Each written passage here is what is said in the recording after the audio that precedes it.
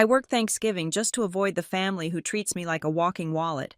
Then my grandfather, an old man I barely knew, handed me a legal document at the checkout. "You never asked for a dime," he said.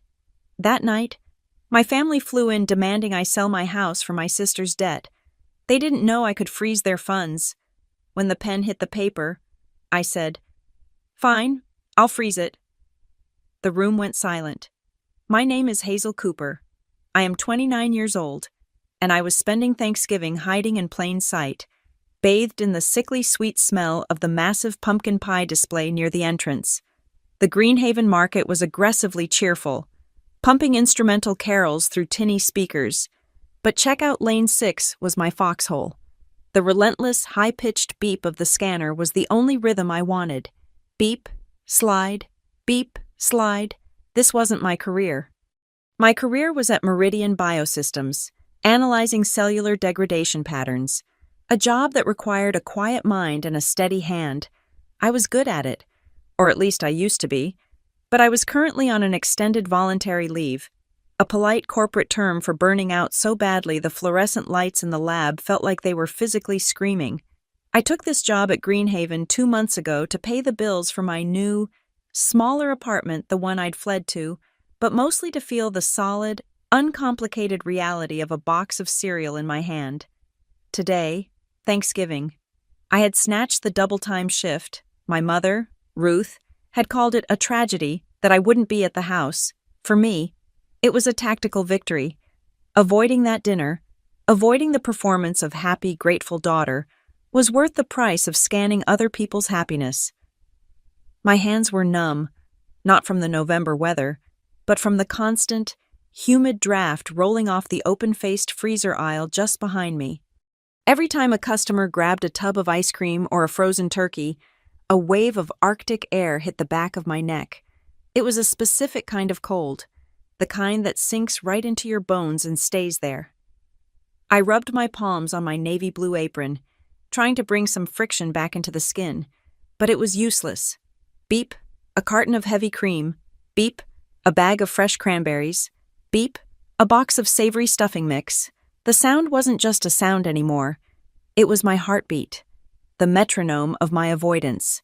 I scanned a large 20-pound turkey for a woman who looked frantic, her cart overflowing, her coat already half off. "Happy Thanksgiving," she chirped, not making eye contact, already digging in her purse for her wallet. "You too," I murmured. My fingers brushed the icy skin of the bird through the thin plastic. Cold, static, frozen solid. I sometimes wondered what it would be like to just freeze everything, not in a destructive way, but just as a pause. A complete stop to the noise, the expectations, the constant, draining need from everyone else, to just hit a button and let the silence settle like frost on a window pane. My phone buzzed in my back pocket, vibrating against my hip bone. I didn't need to look. I knew it was the squad, the family group chat my sister Brielle had created. It was the digital equivalent of the dinner table I was avoiding. A stage for her life, and a bulletin board for my assigned chores. Another buzz, and another. While I waited for the frantic woman to wrestle with the credit card machine, it declined. She cursed. She tried another. I risked a glance. The screen lit up with a wall of text. Mom image. A massive, slightly burnt pumpkin pie. "It's out of the oven. Don't worry. Save the big slice for Brielle's kids. Brielle. OMG, Mom. It looks amazing. The boys are starving. Dad, did you get the sparkling cider they like? Dad, traffic is terrible, but we're bringing the good wine and the cider. Mom. Hazel. Honey, are you sure you won't come by after? We'll save you a plate? We miss you." I stared at that last message. We miss you. It was the standard script. It sounded warm, but I had learned to feel the chill underneath. It was a summons, not an invitation. I scrolled up, 10 photos of food, 25 messages about logistics, about who was bringing what, about my sister's kids' latest antics, about the boutique Brielle ran. Not one message, not from any of them. Asked Hazel. "Are you okay?" Not one asked Hazel. "What are you eating today?" They didn't miss me. They missed the idea of me at the table, the complete set. They missed the person who usually did the dishes without being asked, the one who listened to Brielle's endless business complaints for hours, the one who drove Mom to her appointments. They missed their utility. I silenced the phone and slid it back into my pocket. The woman's second card went through. I handed her the receipt. Beep. The next customer. A box of aluminum foil. The rush peaked around 2 p.m., a surge of people grabbing last-minute whipped cream and bottles of cheap wine. Then, a lull. The quiet felt loud, hollowed out, and then he walked into my lane. He was the opposite of the frantic shoppers. He moved with a slow, deliberate grace that seemed entirely out of place in a grocery store on a holiday. He was thin, wearing a dark wool coat that looked expensive but very old, and a gray fedora pulled low. He looked like a black and white photograph walking through a neon-lit world. His cart was strange. It wasn't full of Thanksgiving feast items. It was full of basics, but in bulk. 20 cans of green beans, 20 cans of corn, 10 large bags of rice, 10 jars of peanut butter, all stacked with an almost architectural precision. He pushed it to the belt, and the first thing I noticed were his eyes. They were bright, a startlingly clear blue, and they were looking right at me. Not at the register, not at his groceries, at me. He began placing the items on the belt himself, carefully, grouping them by type. "This is a lot of food," I said, trying to fill the silence, my voice sounding too loud. "It is," he said. His voice was gravelly, quiet, but carried easily. "It's for the shelter down on Elm. Their pantry ran low today." I nodded, scanning. Beep, beep, beep. The sound of the scanner felt intrusive next to his calm. He was buying hundreds of dollars worth of donation items on Thanksgiving Day, while everyone else was focused on their own tables. I felt a small, sharp pang of shame for my own cynicism. The total came to $452.16. He didn't pull out a credit card.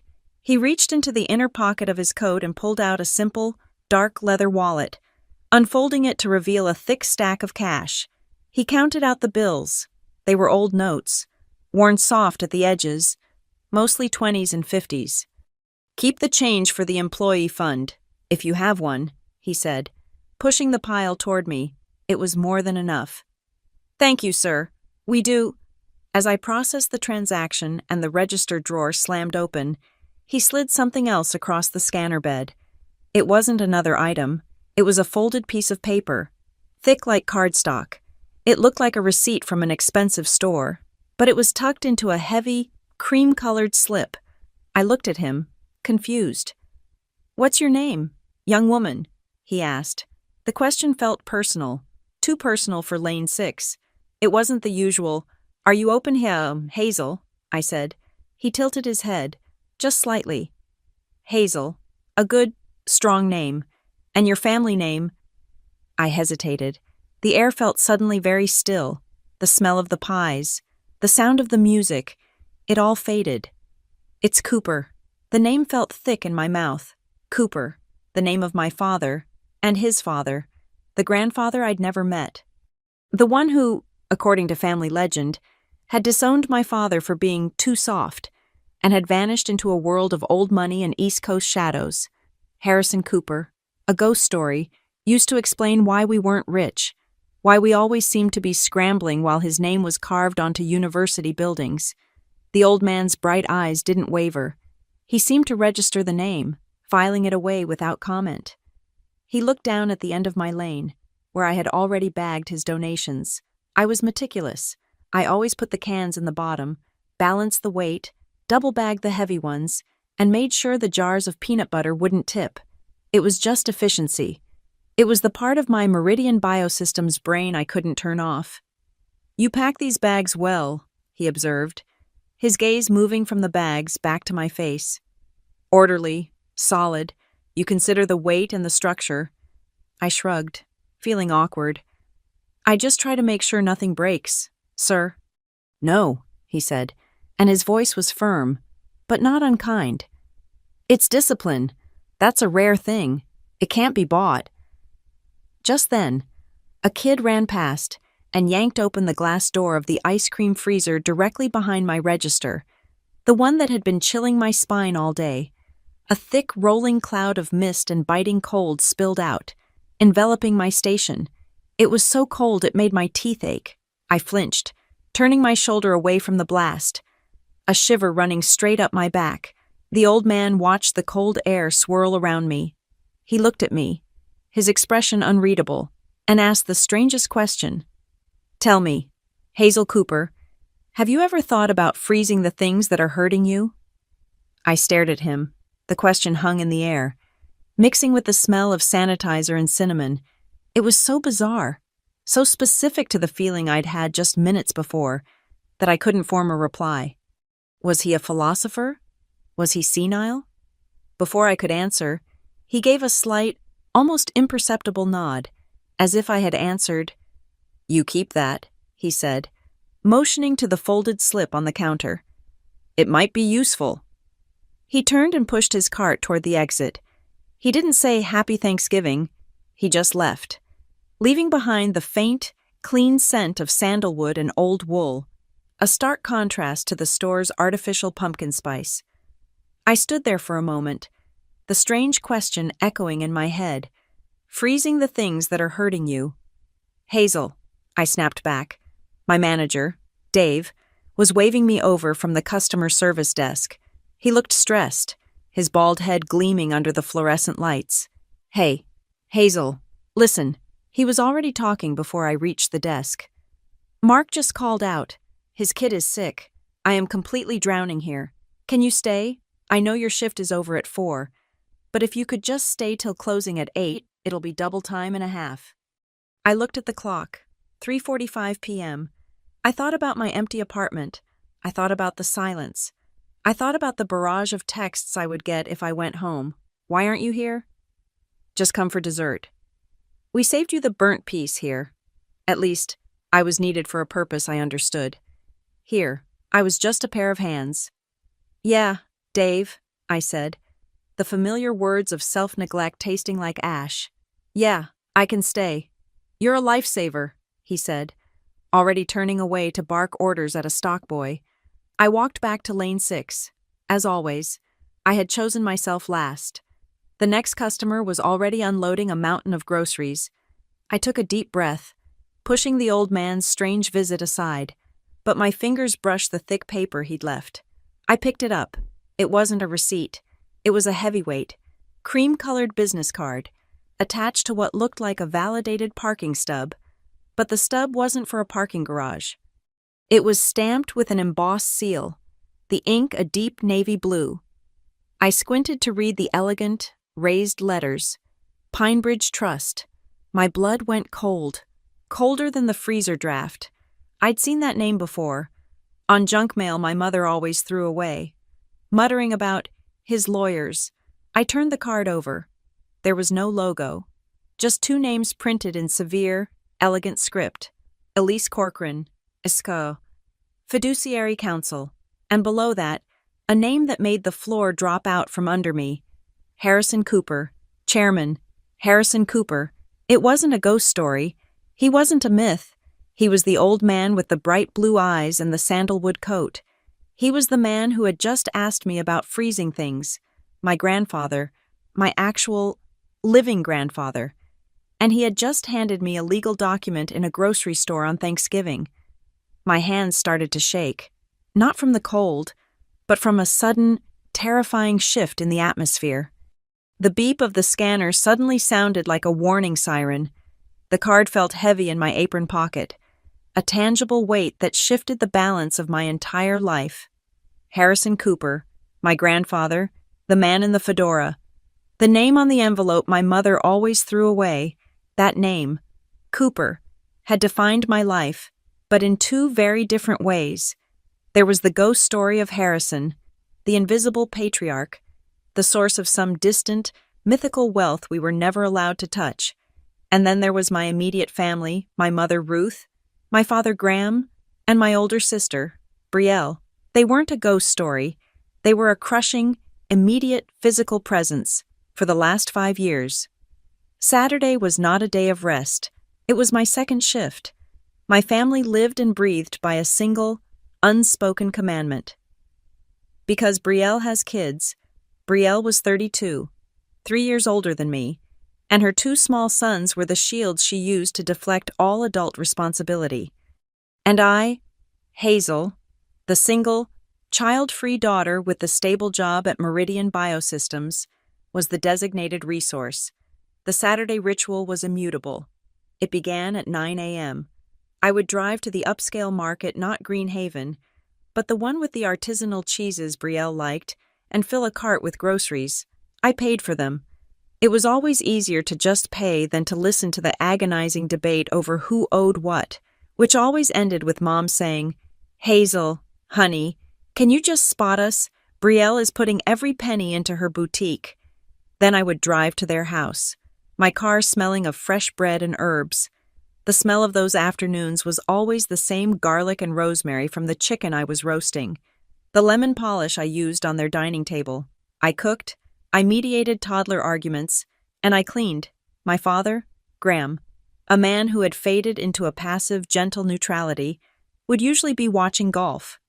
My mother, Ruth, would supervise from the kitchen island, scrolling through her iPad. "Hazel, you missed a spot by the stove," she'd say, not looking up. "And the boys need their kale smoothies. You know how they get." Brielle would be on her laptop at the table, networking for La Belle Brielle, her struggling online boutique. She sourced jewelry and scarves, took artful, blurry photos of them, and wondered why she wasn't a millionaire. "It's just so much easier when you do it." She'd murmur, tapping at her keyboard. "You're so organized. I have to manage the kids and the brand." Because Brielle has kids, the family mantra, it was the excuse for her financial messes, the reason she couldn't help my parents, and the justification for my indentured servitude. It was the armor she wore, and the chains I carried. My accomplishments were invisible. I remember, vividly, the Saturday I brought my own news. I had been working at Meridian for 2 years, running 16-hour simulations, sleeping in the lab. I'd finally gotten it a promotion to lead the K-Series cellular research project. It was a 6-figure salary, my name on the patent applications. It was everything. I waited until lunch, the chicken I'd roasted sitting perfectly carved on the platter. "I have some exciting news," I said, trying to keep my voice steady. I was officially promoted to division lead at Meridian. My father grunted. "Meridian, right, that's nice, dear." My mother smiled, a quick, dismissive flash of teeth. "Oh, wonderful. Honey, does that mean more hours? You already work so hard?" Before I could answer, Brielle let out a long, theatrical sigh that sucked all the air out of the room. "Well, my week has been an actual disaster." Instantly, all eyes snapped to her. My promotion evaporated. "My supplier," she declared, "sent the wrong shade of cashmere. It's oatmeal, not sand. My entire winter launch is ruined. I spent 4 hours trying to photograph it, and it just looks drab. It makes my models look sick." For the next 30 minutes, the entire table became a crisis room for Brielle's beige-colored problem. Mom suggested new lighting. Dad offered to build her a new backdrop. My promotion, my career, my entire professional life was less important than a box of incorrectly colored scarves. I just sat there, eating the chicken I had cooked, and felt myself disappear. The digital leash was shorter and tighter. The family group chat. The squad was my personal hell. It was never a place for connection. It was a dispatch center. "Mom, Hazel, your father's prescription is ready. Can you pick it up on your way home?" Brielle, "Ugh, the babysitter canceled." "Can you come over? I have a vital networking Zoom at 7. Dad. Hazel, the gutter is full of leaves again. I was not their daughter or their sister. I was their operations manager. Last spring, I had accrued 3 full weeks of paid vacation from Meridian. I was burnt out. I was planning a trip to the coast, a quiet cabin, just me and the sound of the ocean. I made the fatal mistake of mentioning my approved time off in the squad. The phone rang less than 60 seconds later. It was Brielle, her voice breathless. "Oh my God, You are an actual lifesaver, she began. You will not believe this. My friend just offered me her +1 to the Desert Bloom Fashion Week in Nevada. It's the event for boutique owners. I couldn't figure out childcare on such short notice. But if you're already free, my 3 weeks of vacation, my one chance to breathe, were spent at her house. I did not see the ocean. I saw the inside of a diaper pail, refereed arguments over building blocks, and made 3 meals a day plus snacks. I deep cleaned her kitchen grout while watching animated movies. When Brielle returned, glowing with a desert tan and carrying a bag of new inventory, she breezed into the kitchen where I was scrubbing marker off the floor. You survived, she chirped. She tossed me a cheap, cactus-shaped keychain. Thanks so much. The boys said you were fine. She never asked how my vacation was. She didn't need to. My time was not my time. It was just the family's reserve fuel tank. The cruelty wasn't in the demands themselves. It was in the soft, loving language they used to make them. It was the weaponized care. Honey, you're just so much better at handling the pharmacy, Mom would say. You just have more free time. Hazel, it's not a big deal for you to run these errands, Brielle would insist. It was a big deal. Every time I said yes, I was carving another piece out of myself. My 29th birthday, just before I left my old life, was the final cut. We were supposed to go to dinner at an Italian place I loved. My reservation was for 7 p.m. At 6:45, I was in my nice dress, waiting. At 7:15, a text. Mom. Running late. Sweetie Brielle's youngest has a sniffle. At 8, I was still on my sofa. I ordered takeout. At 9:30, a photo appeared in The Squad. It was my mother, father, Brielle, and her 2 kids, all squeezed into the frame, grinning. In the center was a single slice of grocery store cheesecake with a bent candle in it. They were in their kitchen. The caption. From Mom. Happy birthday. Hazel, we're celebrating you in spirit. Wish you were here. Heart emoji. Cake emoji. They were 10 miles away. They hadn't been running late. They had just forgotten. They had replaced my actual presence with a social media performance of my memory. They tagged me in the photo, ate the cheesecake, and moved on. I stopped crying. I just went numb. 2 weeks later, I put in my notice for voluntary leave at Meridian, citing burnout. I signed a 1-year lease on a 1-bedroom at the Riverside Flats, 45 minutes across town, in a neighborhood they never visited. I moved my things in 1 weekend. By myself, I was trying to escape the loop, but the distance just made them change tactics. My mother, Ruth, discovered that heart emojis could soften any demand. My phone would light up, a barrage of pink and red. Heart flower, heart morning. My sweet daughter. Just checking in. Hope you're resting. Just a quick list so I don't forget. Your father needs his new medication picked up. Brielle's patio furniture is still in our garage and she needs it for a party. And the car needs its inspection by the 15th. If you could handle those this week, it would be a huge help. Love you so much. Kiss emoji. It was a list of chores wrapped in a love letter. In the sterile quiet of my new apartment, I began to practice a new kind of discipline. It was harder than any lab protocol. I would see the text. I would feel the familiar, sickening lurch in my stomach, the cortisol spike, the internal scream of, I have to fix it or they will be upset. And I would set the phone down, screen side down. I would make tea. I would read a book. I would wait 1 hour, then 2. I learned to let the buzzing stop. I learned to let them be upset. Learning to disappoint them, I realized, was the only way to stop destroying myself. Now, standing in lane 6 at the Greenhaven Market, the freezer draft chilling my back, that heavy cardstock in my hand felt like a key. Pine Bridge Trust. I remembered that name. I remembered those thick, cream-colored envelopes arriving at my parents' house.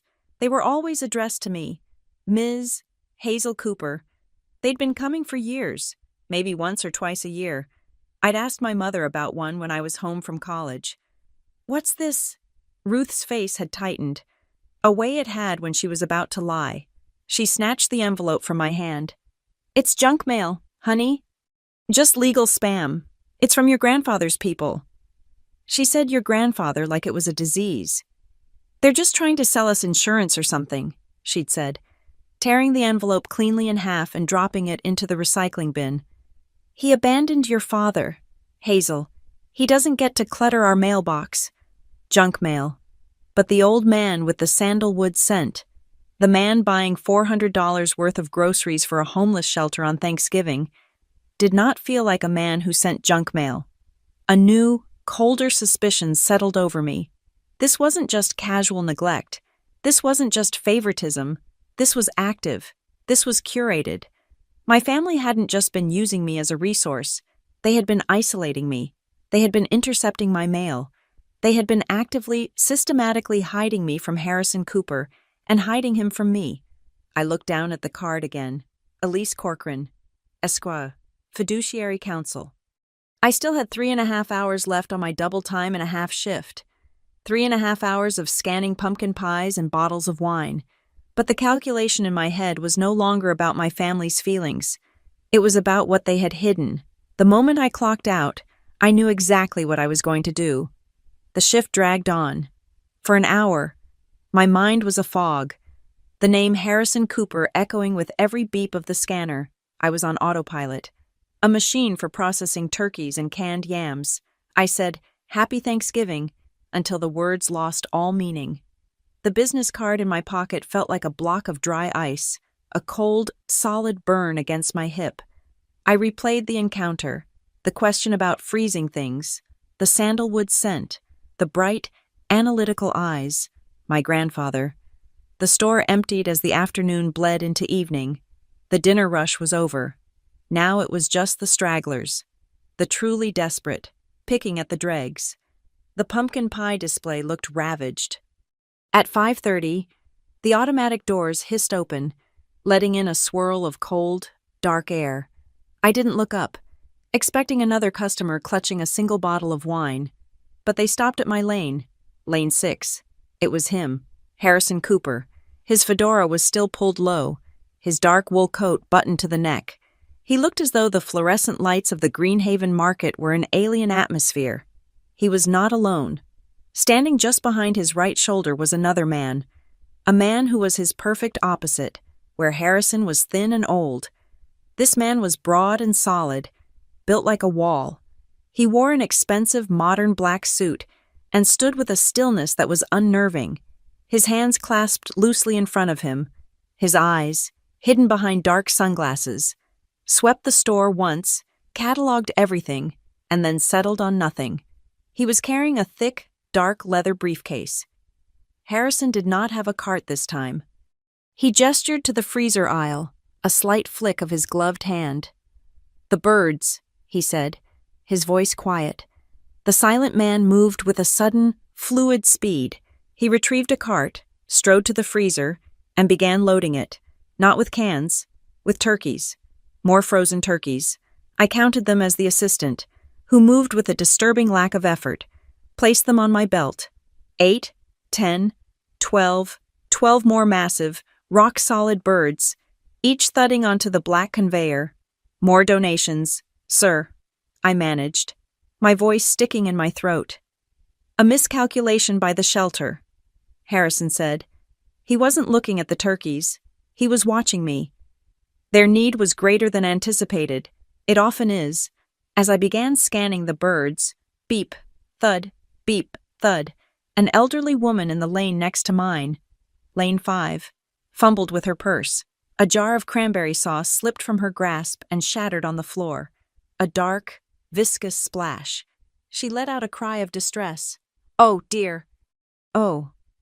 My goodness. I'm so sorry."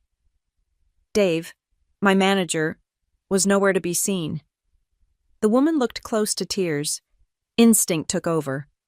I held up a single finger to my grandfather. "One moment, sir." I leaned over to the woman. "Ma'am, please don't worry about it. It's just a jar." I grabbed the store discount card we kept zip-tied to the register, the one for appeasing angry customers or fixing errors. I scanned it. "I'm taking $5 off your bill for the trouble," You go on. We'll get this cleaned up. Oh, bless you, she stammered, flustered. Happy Thanksgiving, I said, giving her a weak smile. I turned back to my lane. Harrison Cooper had not moved. He had watched the entire exchange. His bright blue eyes were fixed on me, his expression unreadable, but intense. The silent assistant was now placing the final turkey on the scale. As he reached forward, his suit cuff, perfectly tailored, rode up his wrist by perhaps half an inch. He was wearing thin, black leather gloves, but beneath the edge of the glove, I saw the clasp of his watch. It was heavy, platinum or white gold, and the clasp was engraved with two ornate, looping initials, H.C. My heart kicked against my ribs. A hard, painful thump. Harrison Cooper. This was his man. This was real. The assistant paid for the second load of turkeys. Again, with old, soft bills counted from a money clip. He handled the cash with a crisp, impersonal efficiency. As I handed the man the receipt, Harrison finally spoke. His voice was low, cutting through the hum of the freezers. You are quick to offer a discount that is not yours to give. I stiffened. Was he criticizing me? It's store policy. Sir? Customer retention. She was upset. Was she? He said. It wasn't a question. He looked past me, toward the empty, cavernous store. It was almost 6 p.m., dark outside. The holiday was, for all intents and purposes, over. He turned that piercing gaze back to me. A question. Hazel, did you choose this place today? This linoleum altar, to be seen more clearly? The question was so strange, so surgical. It threw me off balance. Seen more clearly, I thought of my family, of the bright, loud performance of their Thanksgiving.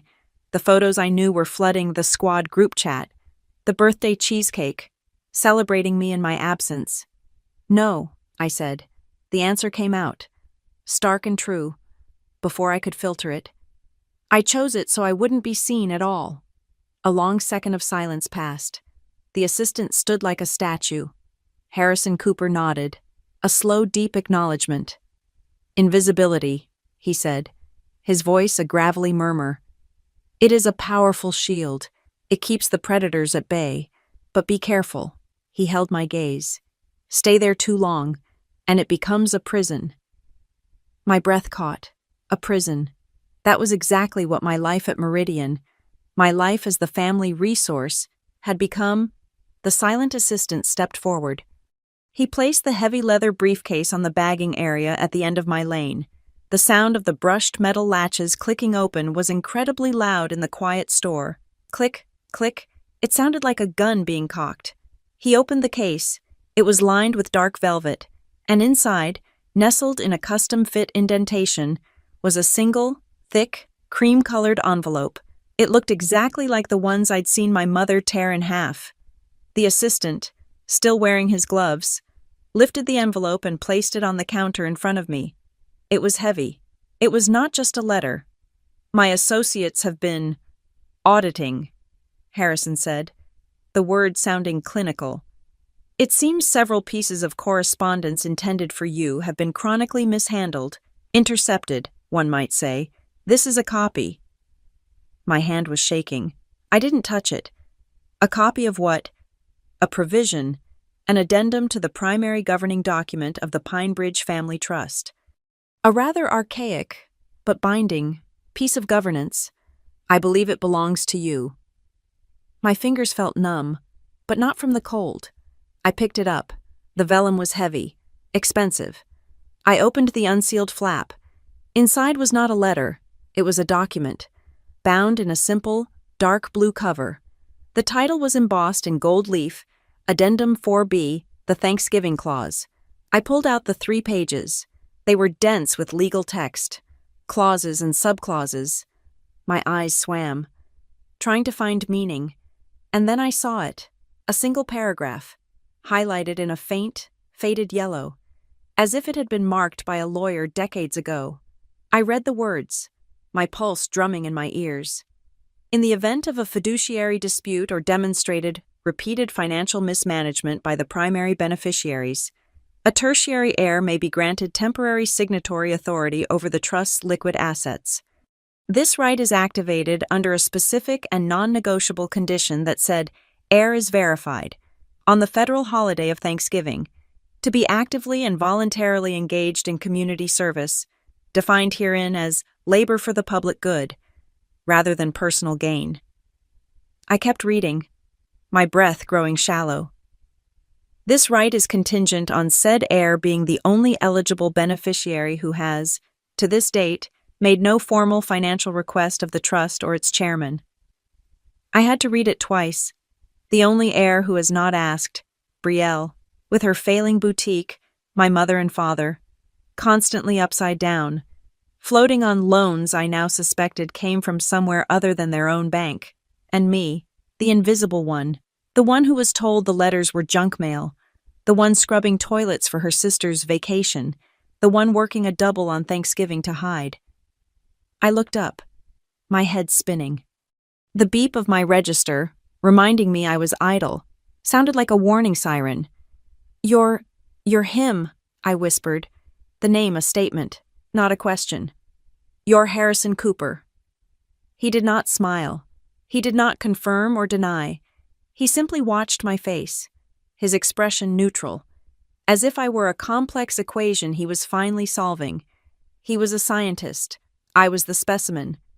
That document is a copy, he said, his voice flat, ignoring my realization. The original is held by counsel, but the provision is active. It is, in fact, active until midnight tonight. He pointed a gloved finger at the business card still sitting by my register, the one he had given me an hour before, the one with the name Elise Corcoran. Esco.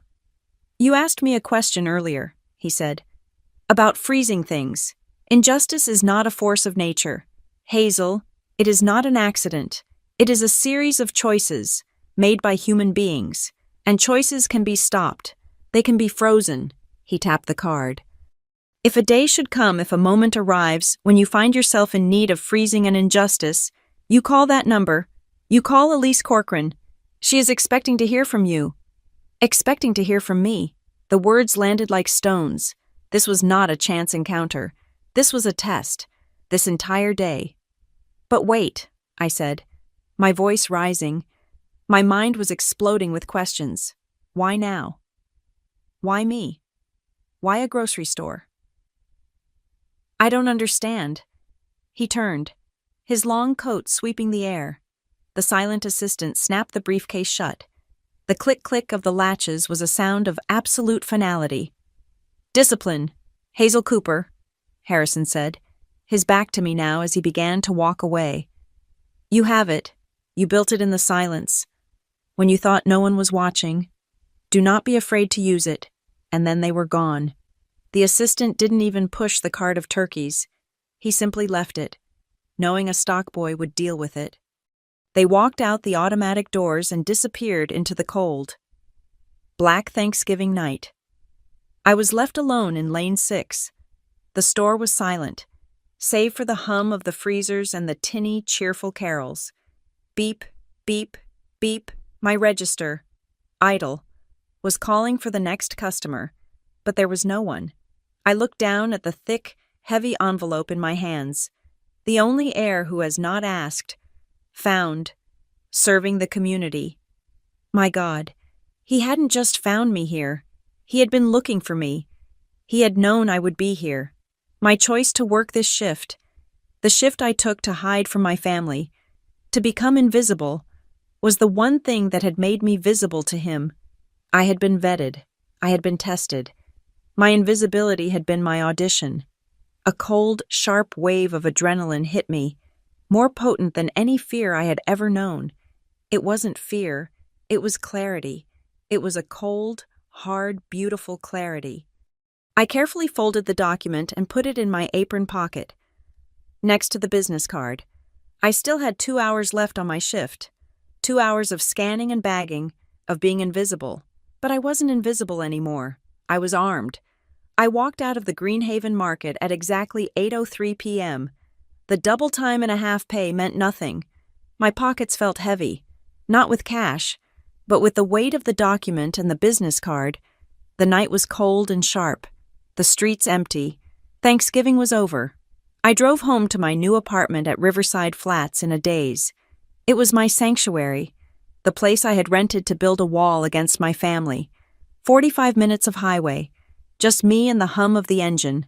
But the wall felt thin tonight. I let myself in. The silence of the apartment was absolute. I didn't turn on the lights. I walked to the living room and sat on my sofa, the streetlights outside casting long, geometric shadows on the floor. The heavy vellum envelope from Harrison Cooper seemed to glow on the coffee table. Active until midnight tonight. I looked at my phone. 8:52 p.m. Elise Corcoran. ESCA, Fiduciary Council. My heart was hammering. This was insane. It was a fairy tale, a trap, a bizarre test by a billionaire ghost. If I called, what would happen if I didn't? What was I losing? The memory of my mother's voice. "It's junk mail, honey," echoed in my head. They had been hiding this. They had actively prevented me from knowing this world. This man, this power, existed. I picked up the phone. My fingers were clumsy, numb. I typed the number from the card. I held my breath. It rang once. A voice answered. So clear and immediate it made me jump. "Corcoran." It wasn't a hello. It wasn't a greeting. It was an identification. "Hello?" I stammered, my voice sounding weak in the silence. "My name is Hazel Cooper. I was given this number by Harrison Cooper. I met him tonight at the Greenhaven Market. I was expecting your call."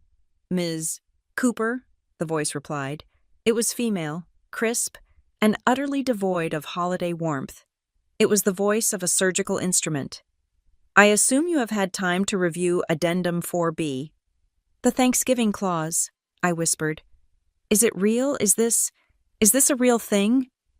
"The Pine Bridge Trust does not engage in theoreticals. It is a binding legal provision, and as of this moment, you are the sole qualifying heir. The activation window closes at midnight, Eastern Standard Time. You have, by my clock, 3 hours and 6 minutes. 3 hours. My stomach twisted. My grandfather, he said I was being tested. "Mr. Cooper is given to theatricality," Elise Corcoran said, her tone as dry as ice. "This was not a test. Ms. Cooper, it was a verification. We have been monitoring the communications to your address for several years, noting their interception. We have been monitoring your employment, your lack of personal debt, and your complete absence from any list of fiduciary requests. When you volunteered for the holiday shift at Greenhaven, you triggered the final condition." My God, they hadn't been testing me. They had been building a case. "We require confirmation of your community service to file the activation," she continued, her voice all business. I said, my voice stronger now. "I worked at the Greenhaven Market on Thanksgiving. My manager was Dave Pollock. I clocked in at noon. I clocked out at 8:03 p.m. "We are aware," she said. "We have already remotely accessed the payroll records from Greenhaven's parent corporation. 1 8-hour shift, classified as essential holiday labor. We also have a signed affidavit from Mr. Pollock, secured an hour ago, confirming your voluntary acceptance of the shift." I sank back into the sofa. They had moved faster than I could even comprehend.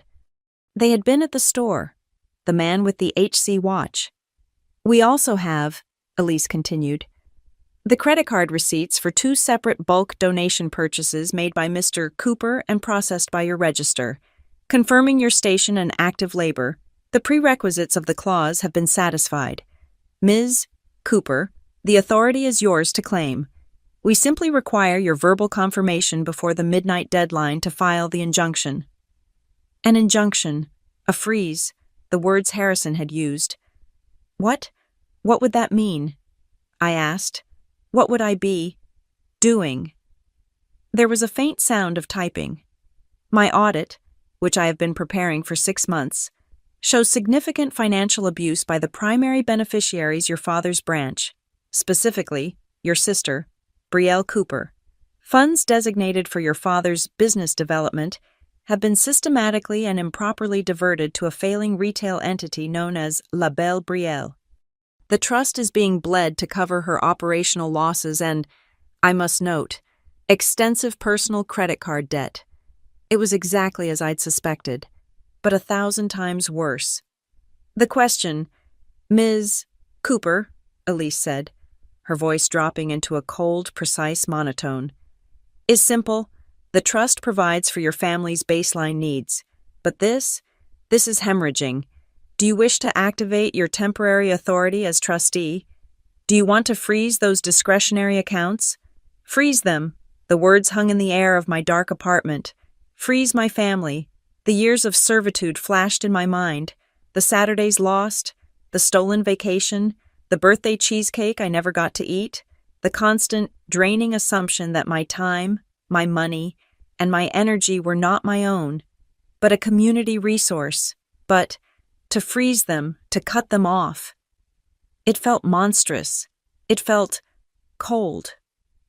I don't know, I whispered. This is too much. This is too fast. I need to think. There was a beat of silence on the other end of the line, not a sympathetic silence, an impatient one. As I said, you have until midnight, Elise Corcoran said. If you do nothing, the window closes. The authority returns to the primary beneficiaries. Mr. Cooper's hands will be tied by the charter, and they will never, ever be audited this way again. Think quickly. Ms. Cooper. The line clicked dead. I stared at my phone. 3 hours. I was pacing now. My heart a trapped bird in my chest. Freeze them. Freeze them. It was one thing to hide from them at a grocery store. It was another thing to declare war. My phone buzzed in my hand. A notification. Social media. My stomach dropped. I never checked it on holidays. It was always a minefield of other people's perfect lives. But I opened it. The first thing I saw was a post from 2 weeks ago. It was from my Aunt May.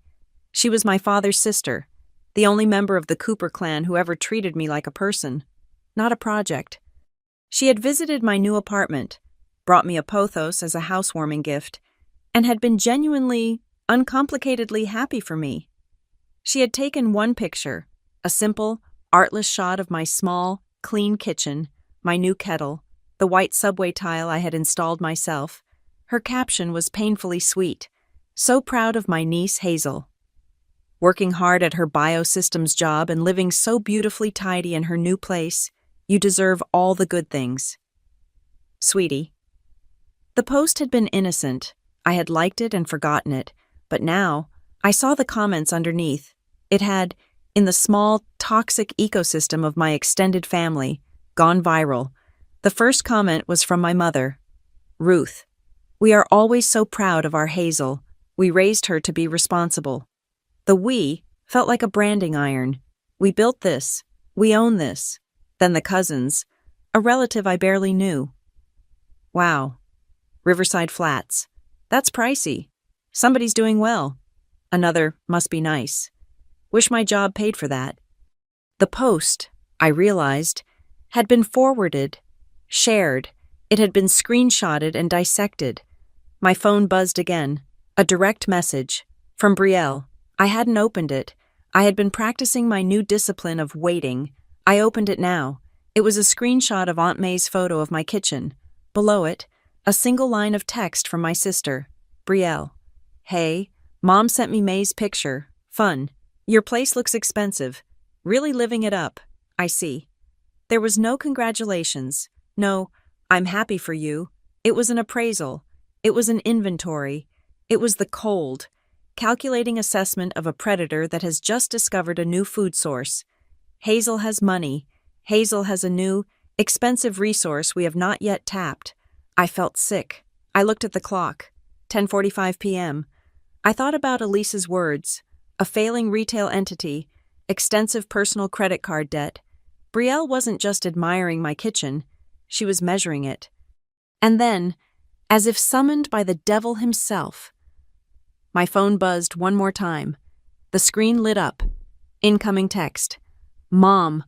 My blood ran cold. I opened it. It was a wall of text, vibrating with a false, manic cheerfulness. Mom, honey, just saw May's post again. Your place looks so lovely, big enough for all of us. Finally, we've made a decision. Your father and I just bought tickets. We're flying in tomorrow. We land at noon. I stopped reading. Bought tickets.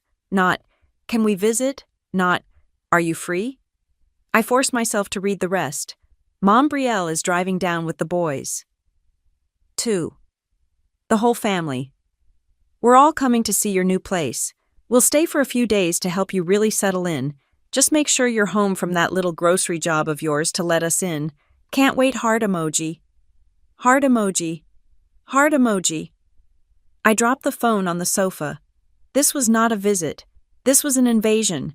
This was an occupation. They had seen my sanctuary, my wall, my one-bedroom apartment, and seen a free hotel, a new base of operations, a resource to be colonized. Make sure you're home. The disrespect was so profound, so complete. It took my breath away. They weren't just ignoring my boundaries. They were actively strafing them, laughing as they flew over the wreckage. This was the injustice. This was the culmination of every missed birthday, every stolen Saturday, every weaponized heart emoji, every single time I had been told, "You're just so much better at this. You have more free time. It's not a big deal for you." It was a big deal. My apartment, my sanctuary. I looked at the clock. 11:01 p.m. My heart was no longer a trapped bird. It was a block of ice. It was cold, and hard, and perfectly, completely still. The clarity I felt was terrifying. I picked up my phone. I went to my recent calls. I hit the name at the top. Corcoran. It rang once. Corcoran. My voice was not my own. It was low, steady, and had all the warmth of the Green Haven freezer aisle. "This is Hazel Cooper." There was a pause. "Ms. Cooper, you've made a decision." I looked at my mother's text message, the 3 smiling heart emojis staring at me like a threat. "Yes," I said. "Activate it. File the injunction. Freeze them. Freeze every single dollar," I said. "Freeze every single dollar." There was no triumph in it, just the cold, heavy click of a lock seating into place. Elise Corcoran did not congratulate me. "The motion is filed," she said, her voice identical to how it had been 3 hours prior. "It is 11:03 p.m. The injunction will be active by the time the banks open tomorrow. The day after Thanksgiving, you are now the temporary signatory trustee for all non-essential disbursements." "What happens now?" I asked, looking at my mother's cheerful, invasive text message. "They land at noon." "Now, you are prepared," Elise said. "Check your encrypted email. I sent you the summary 5 minutes ago. The password is the name of the man who managed your shift." "Dave." I hung up. My laptop was on the kitchen counter. I opened it. Encrypted email. Password. Dave. It opened. It was not a long, complicated legal document. It was a summary, a single, brutal page titled, "Fiduciary Review G. Cooper Branch." It was just as Elise had said, but the numbers were staggering. La Belle Brielle, my sister's vanity project, wasn't just losing money, it was a black hole. It had been insolvent for 2 years. Brielle had been paying her personal credit cards, her spa days, her dinners, directly from her business account, which was funded by transfers from my parents. But the real data was under the heading parental co-financing. My parents, Ruth and Graham, hadn't just been spotting her money, they had been systematically draining their own resources, which were subsidized by the trust, to keep her fantasy alive. I saw a line item, vehicle lien. My blood went cold. They had taken out a second mortgage on their car, a depreciating asset, to fund her oatmeal-colored scarves, and they had done it 3 months ago, just before my birthday. The one they forgot. They had never asked me for a dime, I realized, with a sickening lurch. Why, I wasn't the first option. I was the last. I was the emergency fund they hadn't broken into yet. They had bled every other resource dry. And now, seeing my new apartment, they had decided it was my turn. But the lease was the masterpiece. Elise had attached a scanned PDF of the contract Brielle had signed for her warehouse space. It wasn't a standard lease. It contained a liquidated damages clause. If the business defaulted, the penalty was not just the remaining rent. It was an accelerated penalty of $42,000, due immediately. No sane person would sign that. Unless you knew you would never have to pay it. Unless you knew a bailout was guaranteed. Brielle wasn't just being bad at business. She was gambling. Recklessly. With money she assumed was hers. She had been betting on the family, knowing that family in the end, always meant someone would step in. First my parents, and when they were tapped out, me. I closed the laptop. The financial report gave my old text messages a new, horrifying clarity. I scrolled back, years back. In the squad chat, Mom Hazel, honey, can you help Brielle with her taxes? You're so good with numbers. She's just swamped. That text was from April. The week LaBelle Brielle took its first nosedive. She wasn't asking for help. She was recruiting an unpaid accountant to hide the losses. Brielle has. I know you're on vacation, but can you just look at my site? It's crashing. That was the vacation I spent babysitting. She wasn't trying to fix a website. She was trying to secure a new loan and needed me out of the way. Kept busy. Mom, you're just freer. Honey, help your sister out. Freer. That was the word. It didn't mean unoccupied. It meant unclaimed. A resource waiting to be mined. My hands were shaking. I opened the journal I had started when I moved to Riverside Flats. It was my one space for truth. I turned to a blank page and wrote, every time I gave them my time, I was telling them it was worthless. Every time I said yes to a small favor, I was devaluing myself. My availability was not a kindness. It was their expectation. The girl who had been complimented by Harrison Cooper for her discipline was the same girl who had none when it came to her own family. I had been organized at my job, meticulous at the grocery store, but a complete, porous mess in my own life. The invasion was coming. Noon tomorrow. I called Elise back. They're coming here, I said. Tomorrow at noon. All of them. My mother, my father, Brielle, her 2 kids. No, Elise said, her voice sharp. They are not. They bought tickets. They're just showing up.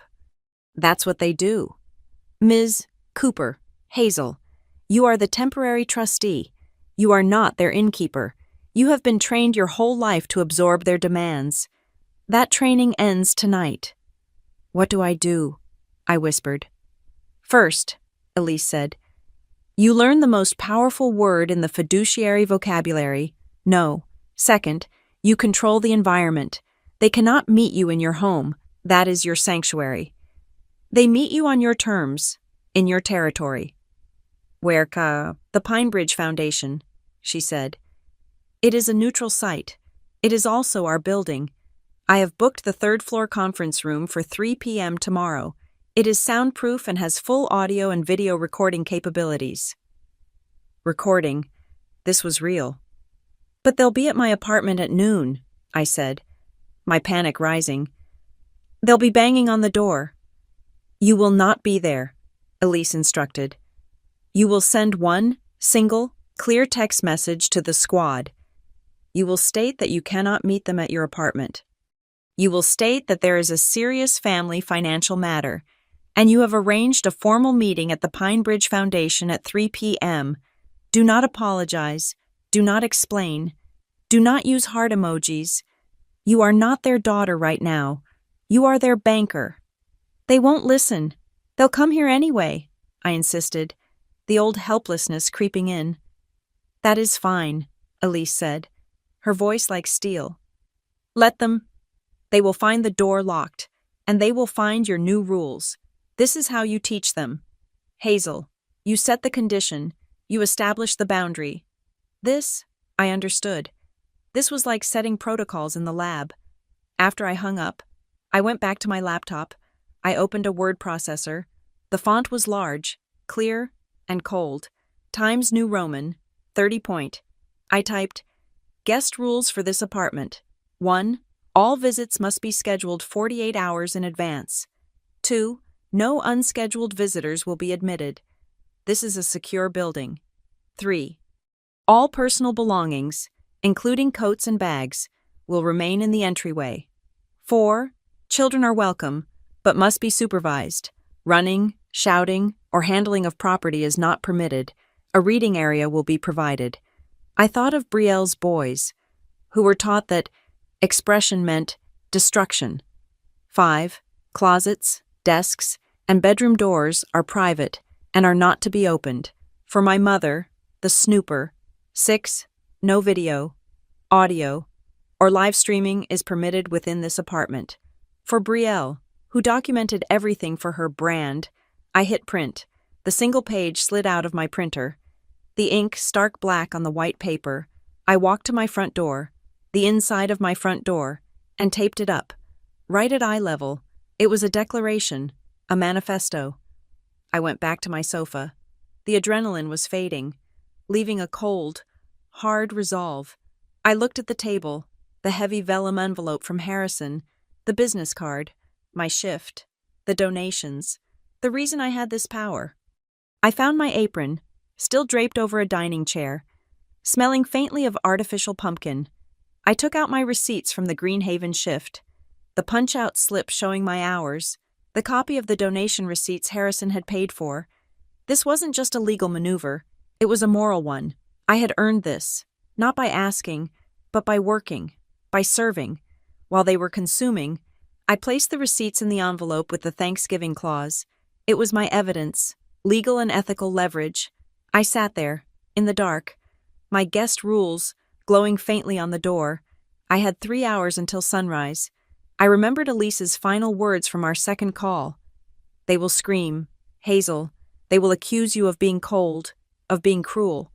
They will tell you that you are destroying the family. What do I say? I had asked. Nothing, Elise replied. Your power is not in what you say. It is in what you are now authorized to do. Remember this, a new power is only valuable when you have the discipline to use it at precisely the right moment. Tomorrow at 3 p.m., I would use it. I didn't send the text. Elise suggested. I knew them. A text would be ignored, treated as a suggestion. I had to let them hit the wall. I woke up the next day, the day after Thanksgiving, feeling hollowed out and sharp. I did not go to my shift at Greenhaven Market. I called Dave and told him I had a family emergency, which was, for the first time in my life, the absolute truth. I spent the morning sitting on my sofa, drinking black coffee, and staring at the guest rules taped to my door. At 11:55 a.m., the intercom buzzed, a harsh, demanding sound that echoed in the quiet apartment. I stood up, my heart a cold, steady drum. I walked to the intercom and pressed the talk button. Hello? My mother's voice, artificially bright and booming, filled the speaker. Hazel, honey, we're here. Buzz us in. It's freezing. I can't let you all come up, I said, my voice flat, a beat of stunned silence. What? Don't be silly. Honey, it's us. We've got the kids, and I have a cake. I will come down to the lobby, I said. Please wait there. I didn't wait for a reply. I put on my shoes, grabbed my keys, and took the elevator down. They were a whirlwind of noise and luggage, completely taking over the small, elegant lobby of Riverside Flats. My father, Graham, looked tired, holding 2 large suitcases. My mother, Ruth, was holding a white bakery box, and Brielle. Brielle was flanked by her 2 sons, who were already trying to climb the decorative ficus tree in the corner. There you are, Mom chirped, rushing forward to hug me. I didn't hug back.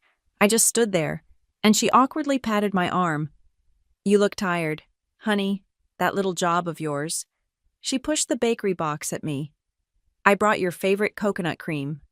It was my father's favorite. My favorite was Black Forest. She had never known the difference. Thank you, I said, not taking the box. It's Dad's favorite. You can leave it with the concierge. You can't come up. Their smiles froze. The lobby's quiet classical music suddenly felt very loud. What do you mean? We can't come up, Brielle snapped, yanking her son off the plant. We just flew in. We drove. We're here. Boys, I said, looking past the adults to my two nephews. They were hyperactive, fed on travel sugar, and clearly looking for something to destroy. It's good to see you, but this is a very quiet building. If we're going to talk, I need you to sit on that bench and read. I pointed to the upholstered bench by the elevators. Brielle opened her mouth to protest, but I reached into my bag and pulled out 2 new comic books I had bought that morning. The boys, seeing the bright covers, actually went quiet and scrambled for the bench. I had successfully, and gently, neutralized them. There would be no chaos. There would be no using them as a shield or an excuse. Now, it was just the adults. Hazel, what is this? My father asked, his voice full of that familiar, disappointed weariness. We came all this way. You came uninvited, I said, my voice low and even. You announced an invasion. You didn't ask. Brielle let out a sharp, incredulous laugh. An invasion? Are you kidding me? We're your family. She immediately began walking around the lobby, her eyes scanning everything, the marble floors, the brushed steel fixtures. Wow. Okay, this place is a lot. She turned back to me, her eyes narrowed in appraisal, the look I had seen in her text message, but now in person. Seriously, what did this place cost? How much was the deposit? What is Meridian really paying you? Her questions were rapid fire, stripping away any pretense of a social visit. This was a financial audit. This was a resource assessment. I ignored her. I looked at my mother, who was still clutching the cake box. Her smile strained. Why are you all here? I asked. Not for a visit, not to see me. You've never been interested in that. So why? My mother looked at my father. My father looked at his shoes. Brielle rolled her eyes. The silence was the answer. Finally, my mother put the cake box down on a side table, her movements stiff. She wiped her hands on her coat. Hazel, this is not the time or place. It's the only time and place you're getting, I said. Why are you here? Mom took a deep breath, and the performance of the loving mother dissolved, replaced by the stressed, brittle negotiator I knew so well. It's Brielle. She's in some trouble with the boutique. I know, I said. That stopped them. Brielle's head snapped toward me. What do you mean? You know, I know about the losses, I said. I know about the debt. I know about the car. My father flinched.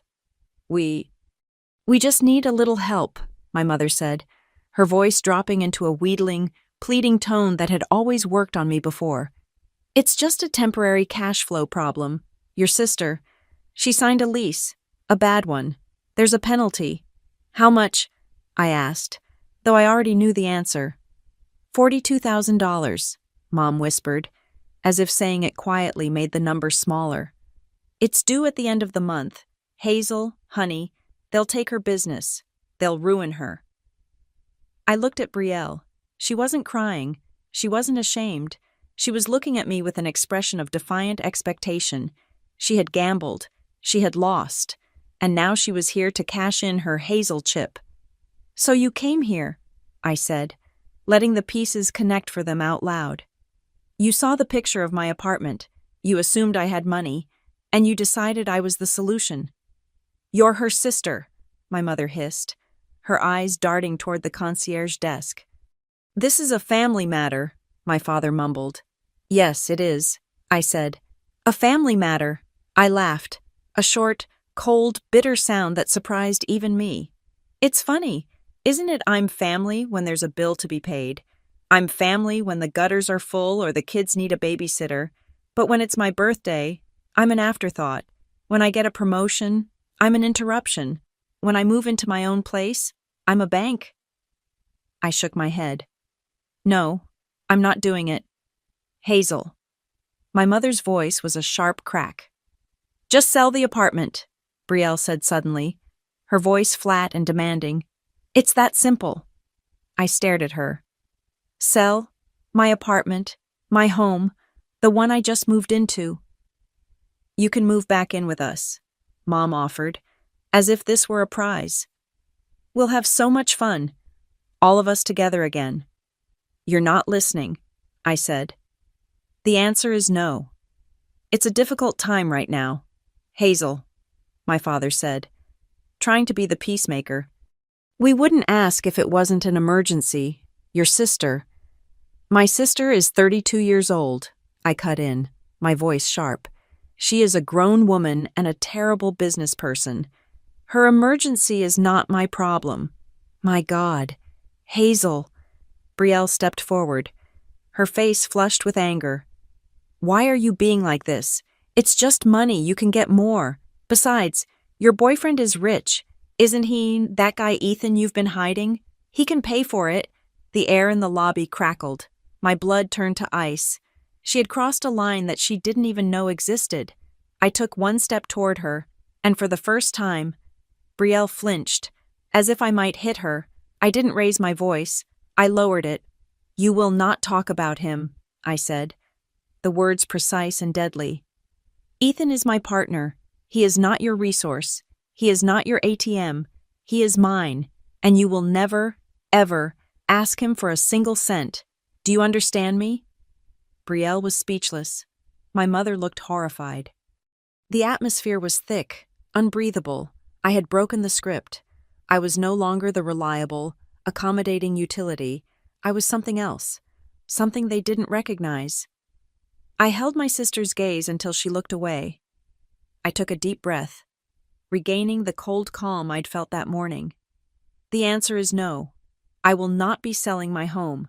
I will not be giving you $42,000. But, Hazel, my father started.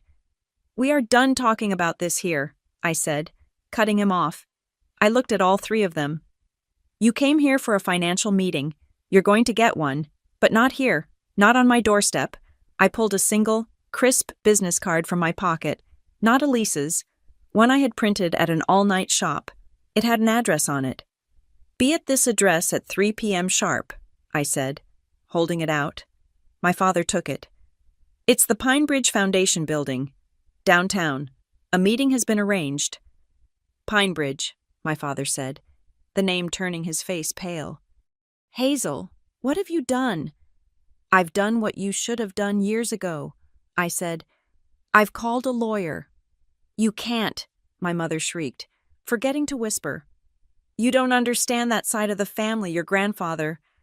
I understand perfectly, I said. I met him, on Thanksgiving. The blood drained from my mother's face. She looked at my father in pure panic. The lies, decades of them, were unraveling. 3 p.m., I said. Be there, or don't. But this conversation, the one where you treat me like a wallet, is over. I turned to my nephews, who were still dutifully reading their comics, oblivious. It was good to see you, boys. We'll play another time. I walked toward the elevator. Hazel, wait, my mother cried, her voice cracking with real desperation. You can't just walk away. You're being so cold. I stopped. I turned back to her, my hand on the elevator button. The word, cold, hung in the air. The same word Harrison had used. The freezer aisle. Freezing the injustice. No, Mom, I said. And my voice was not angry. It was just tired. And it was true. I'm not being cold. I'm just finally learning how to be warm to myself. I pressed the button. The elevator doors opened. I stepped inside and didn't look back as they closed, leaving my family and the coconut cream cake alone in the lobby. I arrived at the Pine Bridge Foundation at 2:45 p.m. It was not a warm, inviting building. It was a monolith of dark glass and brushed steel, a corporate fortress that reflected the cold, bruised gray sky. The day after Thanksgiving was just a workday here. I didn't have to give my name. The same silent, broad-shouldered man who had been with my grandfather at the store was waiting for me in the lobby. He wore the same black suit, the same sunglasses, even though we were indoors. He just nodded once and gestured toward the elevator. We rode up in total silence. the only sound, a faint, synthesized chime as we passed floors. He used a key card to access the third floor. The doors opened onto a hushed, carpeted hallway. He led me to a set of tall, frosted glass doors and simply opened one, holding it for me to pass. It was a conference room, but it felt more like an operating theater. One entire wall was a sheet of glass, overlooking the gray city. In the center was a massive, black, polished table that felt as deep and cold as a frozen lake. Elise Corcoran stood at the far end, not sitting. She was impossibly sharp. Her dark hair pulled back into a severe knot. She wore a gray suit that looked more structured than built. She was exactly as her voice had sounded a surgical instrument. The silent assistant took a position by the door. His hands clasped. He did not leave, and then I saw him, sitting at the table, perfectly still, was the old man in the fedora. Today, he was not wearing the old wool coat. He was in a perfectly tailored three-piece suit, the color of charcoal. His fedora was gone, revealing a full head of thick, perfectly white hair. He looked, if possible, even more formidable. "Ms. Cooper," Elise said, her voice clipping the silence. "Thank you for being punctual." "Hello," I said. The room seemed to absorb the sound. "This," Elise gestured to the man at the table, "is Harrison Cooper, your grandfather." Harrison Cooper did not stand. He just watched me, those same bright, analytical eyes taking my measure. "Hazel," he said. It was a statement of fact. A commotion sounded in the hall. The glass doors swung open, and my family tumbled in. A chaotic wave of noise and damp coats. My mother, my father, and Brielle. They had left the children with a relative, or perhaps in the car. I didn't know or care. They looked frantic, angry, and completely out of place. "There you are," my mother, Ruth, began, pointing a finger at me. "What is this? What is this place? And who in the hell are you?" This last part was directed at Elise. My father saw Harrison. He stopped dead. His face went a chalky, sickly white. "Oh, my God," he whispered, looking at his father for the first time in what must have been 30 years. "Dad."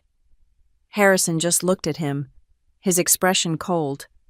"Graham, you look soft." "Sit," Elise commanded, her voice cutting through the reunion like a diamond. My family, stunned by the wealth of the room and the presence of the patriarch, actually sat. They huddled together on one side of the vast table, looking like shipwreck survivors. "This is a formal meeting," Elise began, her hands resting flat on the polished table. "It has been called by the acting temporary trustee of the Pinebridge Family Trust, Ms. Hazel Cooper." Brielle let out a sound, half laugh, half scoff. "Acting what, Hazel? She works at a grocery store." Elise ignored her. She reached down and placed a document on the table.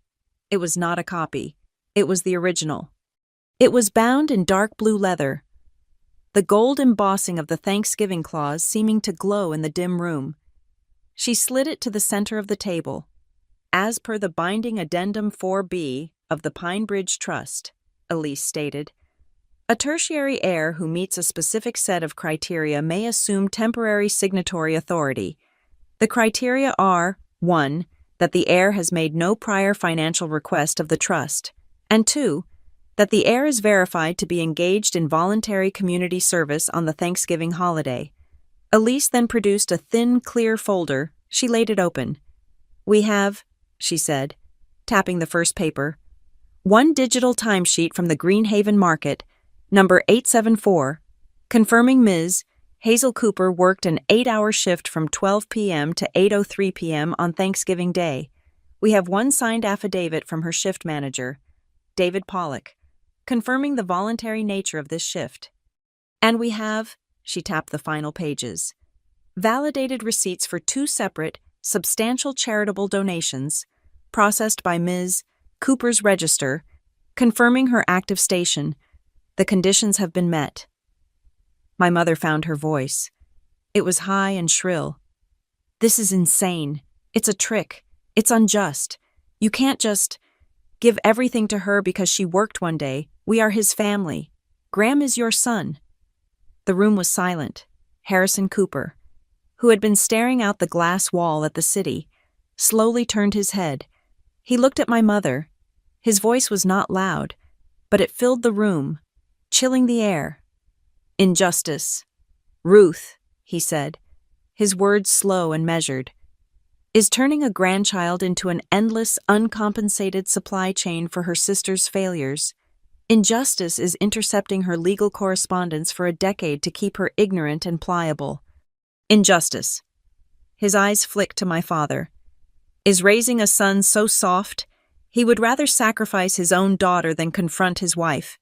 Do not speak to me of injustice. I have been watching it fester in your home for 20 years. My father put his head in his hands. My mother's mouth was open, but no sound came out.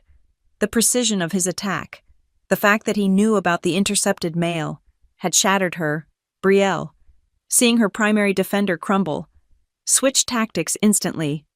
The anger vanished, replaced by a desperate, wheedling plea. "Wait," she said, leaning forward. Okay.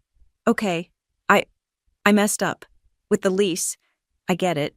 But the business, it's just a cash flow problem. It's about to turn a corner. I know it is." She looked past Elise, past Harrison, directly at me. Her sister, her resource. Please, she begged. Don't do this. Just give me 6 months. 6 months. That's all I need. I can turn it all around. I swear. It's my dream. Hazel. You can't just kill my dream. Her dream, Harrison murmured, as if to himself, is built on your silence. Elise paid no attention to Brielle's plea. She looked only at me. From a slim leather briefcase by her feet, she produced a folder. It was thin, bound in the same dark blue leather as the trust document. She slid it across the polished expanse of the table. It stopped directly in front of me. I opened it. Inside, there were only 2 pages. Each was a single, stark document. At the bottom of each was a single, black line. Trustee signatory. And resting in the fold of the leather spine was a pen. It was not a cheap plastic pen from a bank. It was heavy, made of polished black metal, cold to the touch. The cap clicked off with a solid, expensive sound. It was a tool. It was a weapon. It felt, in my hand, as heavy as a block of stone. It was the weight of every yes I had ever been forced to say, and the weight of the one no I was about to. It was the physical, tangible weight of responsibility. "You have 2 orders before you, Ms. Cooper," Elise said, her voice a flat, procedural monotone. She pointed to the first page. "Order 1. This is an immediate and indefinite freeze on all discretionary funds, credit lines, and emergency disbursements associated with Brielle Cooper and her entity, La Belle Brielle. It also freezes any parental accounts from which she has been drawing funds, pending a full, independent forensic audit to determine the extent of the misuse. Freeze them." The word echoed in my head. Elise pointed to the second page. "Order 2. This authorizes the immediate establishment of the Cooper Nephews Educational Trust. This is a protected, walled-off fund. It will provide for all future tuition, medical, dental, and defined educational expenses for your 2 nephews." She looked, for a split second, at Brielle, who was listening in horror. "All payments," Elise finished, "will be made directly to the institutions. No funds will pass through any parental or guardian accounts, ever. My nephews would be safe. They would be educated. They would be cared for. But they would never be a bargaining chip." I looked at my family. My mother's face was white with a rage so profound she was shaking. My father looked broken. A man who had abdicated all responsibility and was now facing the consequences. Brielle was just staring at the 2 pages, her dream dissolving in front of her. I looked at Harrison Cooper, my grandfather. He was watching me. His bright blue eyes were unreadable. He offered no guidance, no encouragement, no final push. He had set the board. He had given me the piece. He had verified the rules. The move was mine. He just nodded. A single, slow, almost imperceptible gesture. The decision was mine. The power was mine. The pen was heavy in my hand. My hand was steady on the heavy metal pen. Brielle was watching me, her eyes wet, her face a mask of practiced desperation. 6 months? She whispered again, leaning across the vast, polished table. Please, it's all I need. 6 months, Elise Corcoran stated, her voice cutting through the plea. Would make no material difference. The $42,000 you are demanding, Ms. Cooper, would not have gone to operations. That is a lie, Brielle shouted, her voice echoing in the glass room. Elise did not react. She picked up a small black remote from the table. You have not been paying operational costs for some time. She pressed a button. A section of the dark paneled wall slid back, revealing a large integrated screen. It lit up, not with a presentation, but with the cold, hard columns of a bank ledger.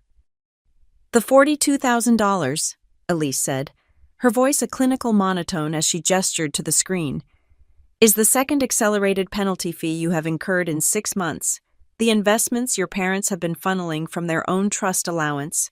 She clicked, and a new screen showed a flowchart of money moving from my father's account to Brielle's. Have not been used for inventory.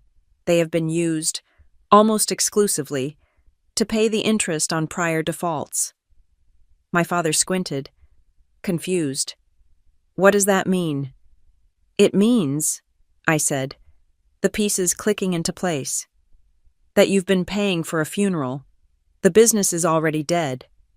The lease, my father mumbled, shaking his head. She said the lease was the problem, a bad contract. The lease, Elise said, her voice dropping. Is the masterpiece? She clicked again. A PDF of the lease agreement filled the screen. She zoomed in on a highlighted section, Clause 11B. I read the title of the clause, and my blood turned to ice. Termination bonus familial bailout. The room was utterly silent. I don't understand, my mother whispered. Bonus. Elise's voice was surgical. It is a custom addendum. I have, in my career, never seen one quite so morally creative. It stipulates that in the event of a default, if the accelerated penalty fee is paid in full by a non-corporate, familial third-party source. She paused, letting the words hang in the air. A termination bonus of $10,000 is to be paid, directly from the landlord, to the signatory, to Ms. Brielle Cooper, as a consulting fee for facilitating the dissolution. My God, Harrison Cooper spoke, his voice a low rumble. She engineered a crisis that would pay her to solve. She was not just gambling that her family would rescue her, she was ensuring she would get a personal reward, a commission, when they did. My mother turned, her whole body moving, to look at Brielle. No, Mom said, her voice paper-thin. Brielle, no, you wouldn't. Brielle's face, which had been pale and pleading, hardened. The mask was gone. It was a face I had never seen before, cold, defiant, and cornered. It's smart, she snapped, her voice brittle. It's protecting my assets. It's just good business. It's theft, Harrison said, flatly. It was an assumption, Elise continued, that the family would pay, and our data shows, she clicked again, that the designated familial third party was, ultimately, Hazel. The screen changed. It was no longer a bank ledger. It was a text thread. The green and gray of my life. I stared at it, horrified. It was a conversation between Brielle and my mother, dated 3 weeks ago, the day after Aunt May posted the picture of my kitchen. Brielle, she has it. Look at that place. She's loaded. She's been hiding it. Mom, I know. Honey. But how do we ask? She's being so difficult, ever since she moved. Brielle. We don't ask. We just go. It's an emergency. We bring the boys. She'll never say no in front of the kids. My breath hitched. She'll never say no in front of the kids. They weren't just a shield. They were a weapon. My nephews were a weapon, aimed at me, and then, the last message. The one that took the air from my lungs. Brielle. It's fine. Worst case. The business defaults. We're on her doorstep. She won't let the kids suffer. She'll sell the apartment. She'll pay. She always does. She'll pay. She always does. It wasn't just entitlement. It wasn't just neglect. It was a strategy. It was a cold, calculated plan of emotional and financial extortion. I was the emergency fund. I was the final harvest. My mother made a sound, a deep, gasping, choking sob. It was not a performance. It was the sound of a person breaking.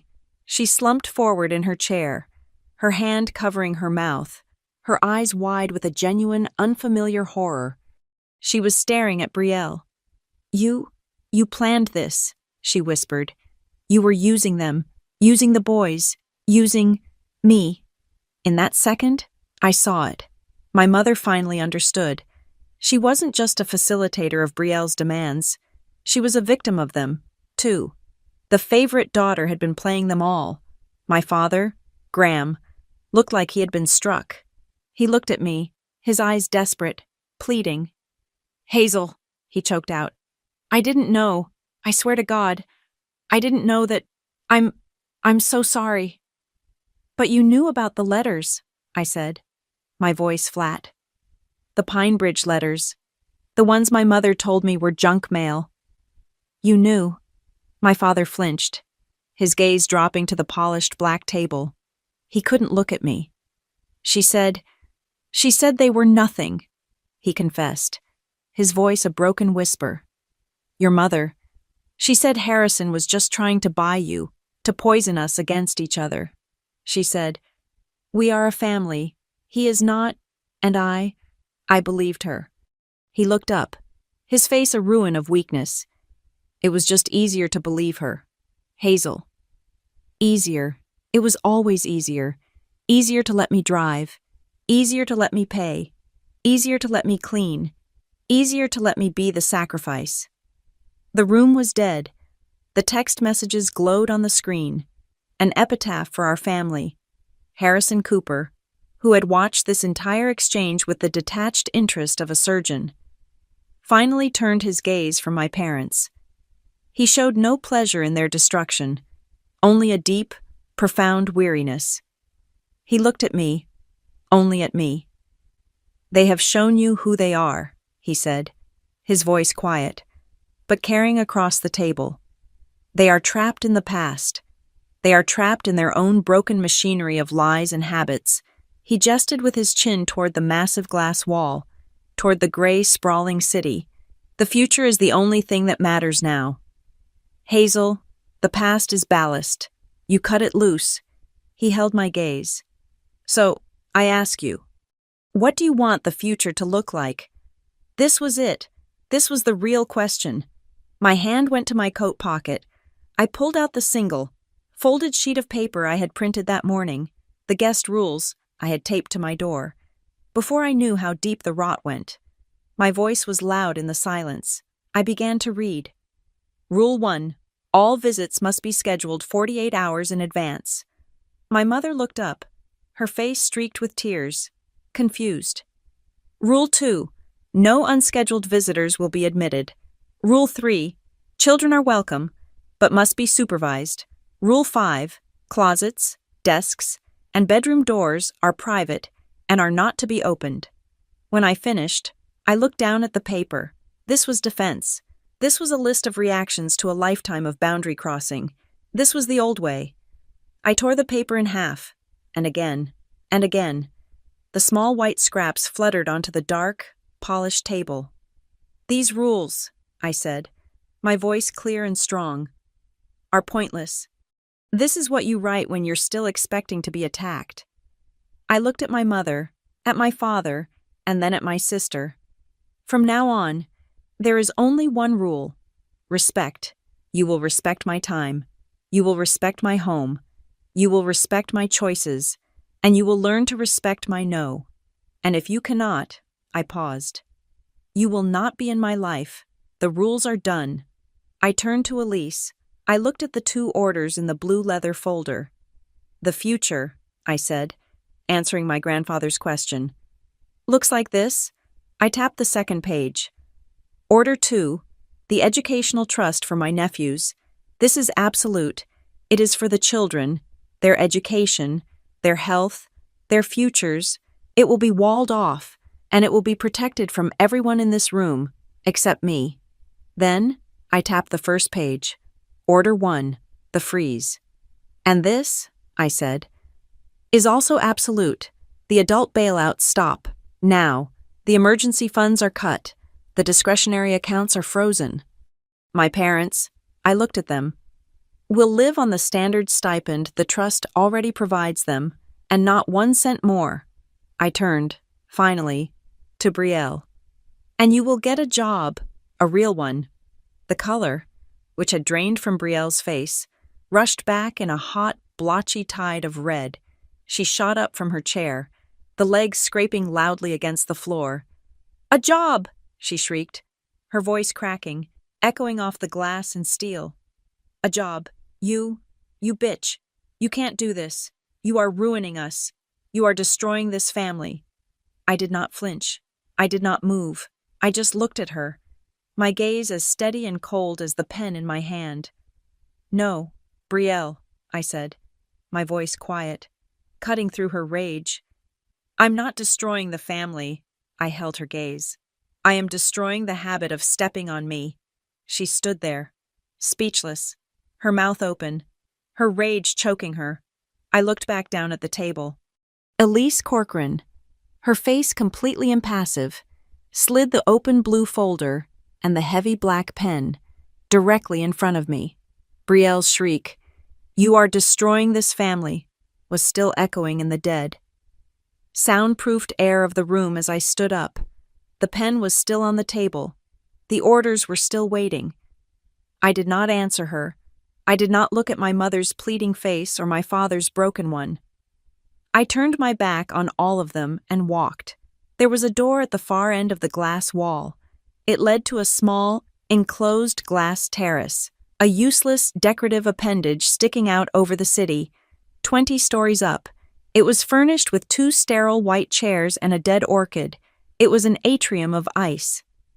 I stepped inside and slid the heavy door shut. The silence was immediate. Brielle's shouting was gone, reduced to a faint, angry vibration I could feel through the soles of my shoes. The city was laid out before me, a sprawling, indifferent map of gray and brown. It was the day after Thanksgiving, and the streets were clogged with shoppers. The cars moving like sluggish, red blood cells. The wind hit the glass with a low, mournful whoosh, but I could not feel it. I pressed my forehead against the glass. It was thick and profoundly cold. It felt good. I closed my eyes, just for a second, the cold on my skin, the silence in my ears. I just breathed, in and out. The air in the atrium was filtered, sterile, with no scent at all. It was the clean, cold air of a laboratory. My pocket vibrated. The sudden physical buzz against my hip was a shock, a jolt back into my own body. I pulled out my phone, my fingers clumsy. The screen lit up Ethan. My breath caught. Ethan, my partner, the man I had spent the last year carefully, fiercely, protecting from this. He was the one good, warm thing in my life, a structure I had built that had nothing to do with the Cooper rot. He knew I had a family meeting. He knew it was bad. I answered, my thumb shaking. "Hey," my voice was a whisper. "Hazel, are you okay?" His voice, God, his voice, it was not polished, or cold, or demanding. It was just warm. It was the warmest thing I had ever known. "You said you'd text. It's almost 4. Are you out?" "I'm in it," I whispered, turning my back to the conference room door, as if they could see me. I pressed my face closer to the cold glass, looking down at the tiny cars. "It's bad. Ethan, it's really bad." There was a pause. I could hear him breathe. "I know," he said, his voice soft, but firm. "I know. Just listen to me. Remember what we talked about. Whatever you choose in there, whatever you decide to do, you choose it for you." I squeezed my eyes shut, a single, hot tear, one I hadn't even known was there, escaped and ran down my cheek.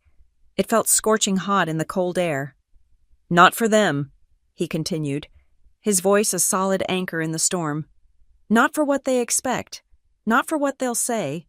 You choose it for you. Hazel, for your future. I'm here. I'm not going anywhere. I'll be right here when you get out. Go finish it." "I love you," I managed to say. "I love you too. Go finish it." The line clicked dead. "Choose it for you." The words cracked something open in my chest, a block of old, frozen grief, the realization that I had a me to choose for. My phone buzzed again, but it was just a text. I wiped the tear from my face with the back of my hand, angry at the weakness. I looked at the screen. It was from Aunt May, the one who had posted the innocent picture, the only one who had ever sent me a birthday card with no strings attached. "Do what's right, Hazel, not what's easy." I stared at the words. Easy. Easy would be to run. Easy would be to tear up the documents, walk out, and let them keep eating me alive. Easy would be to just pay the $42,000 to make the yelling stop. That had been my entire life. Making it easy for everyone else, and impossible for myself. Right was so much harder. Right was the cold pen. A second text from May came through, right below the first. "The boys are fine. They're with me, at my house. They were so wired. I took them. They just want peace. They drew this for you." Attached was a photo, a JPEG file. I opened it. It was a child's drawing, a lopsided, impossible turkey, drawn in bright purple and orange crayon on a piece of lined paper. It had 5 legs and a giant, smiling beak. At the top, in huge, reversed letters, it said, "For Hazel." I looked at that drawing, and the last of the ice in my chest broke apart. My nephews. The boys Brielle had used as a bargaining chip. The boys my mother was willing to deploy as a guilt tactic. They weren't weapons. They were just children. Children who drew purple turkeys. Children who, as Aunt May said, just wanted peace. They didn't need their mother's failing boutique. They didn't need their grandmother's toxic, enabling love. They needed a future. They needed stability. They needed out of this cycle. Order 2. The Cooper nephews. Educational trust. I was doing this for them, as much as for me. To protect them. To give them the one thing I never had, a safety net that wasn't also a trap. I closed my eyes. The image of the turkey dissolved, and I was back in the Greenhaven market. The smell of artificial pumpkin spice, the beep of the scanner, the sudden, numbing blast of cold from the open freezer, the ice cream, the frozen turkeys, the cloud of mist that made my teeth ache, and Harrison's voice, quiet and gravelly, cutting through the noise.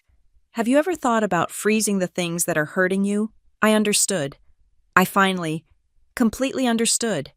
He hadn't been speaking in metaphors. He was a scientist, a pragmatist. He was giving me a diagnosis. He was handing me the prescription. Freezing. I thought about my job at Meridian Biosystems, when a cell culture was contaminated, when a virus or a bacteria began to spread. What did you do?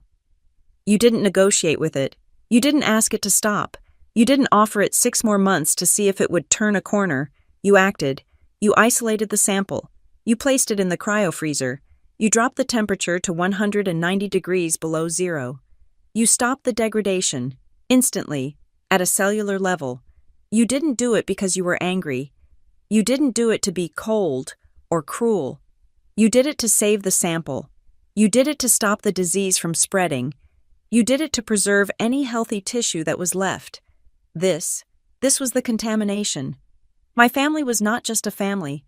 It was an addiction, a closed, toxic loop. Brielle was addicted to the crisis. My mother was addicted to enabling her. My father was addicted to his own passivity. And all of them, were addicted to me. I was their substance.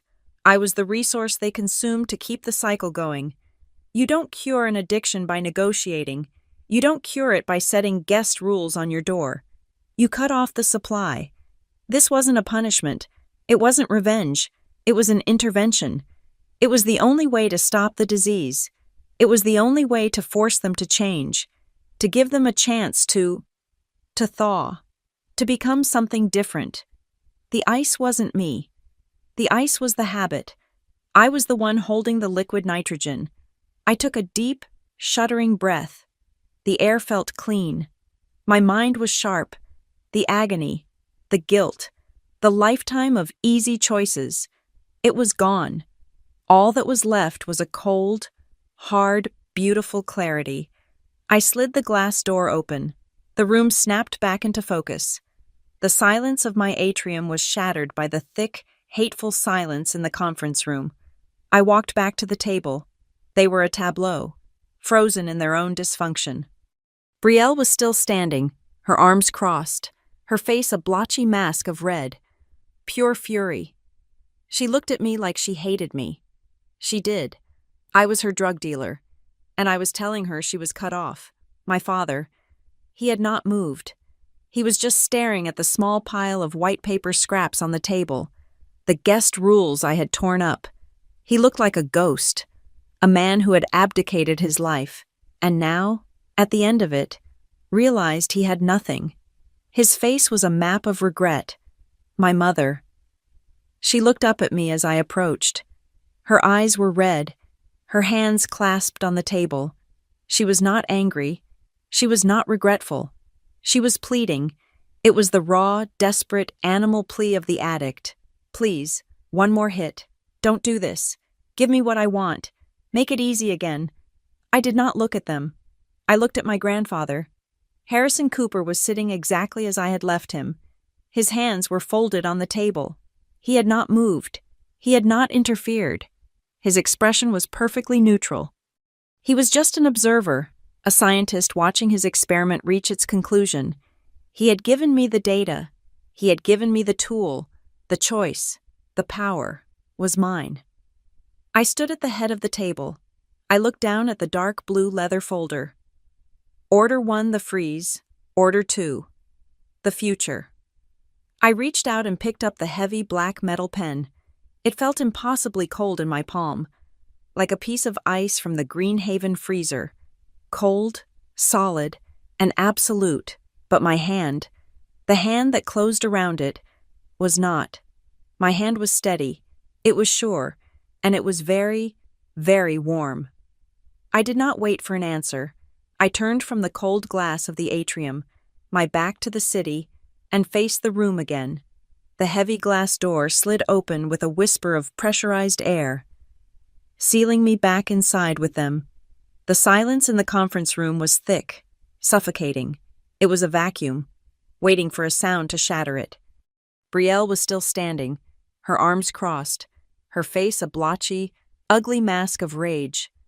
My mother was a crumpled figure, her face in her hands, her shoulders shaking in a silent, pleading agony. My father was just gone.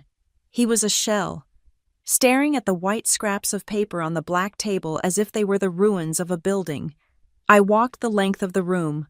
My footsteps were soundless on the dense, expensive carpet. Every eye was on me. I was the meteor, and this was the impact. I reached the head of the table. I did not look at Harrison. I did not look at Elise. I looked at the dark blue leather folder. I reached out and pulled the heavy upholstered chair back from the table. The sound of its legs sliding on the polished floor was a low, heavy groan, a sound of finality. I sat down. I did not slump. I did not collapse. I sat as my grandfather sat. My spine was straight. My hands were steady. I felt the cold, hard wood of the armrests beneath my palms. I placed the blue folder directly in front of me. I opened it. The 2 pages sat, stark white against the dark leather. The heavy black pen rested between them. My family was frozen, waiting for me to speak, waiting for me to save them, to apologize, to break down and become the Hazel they knew.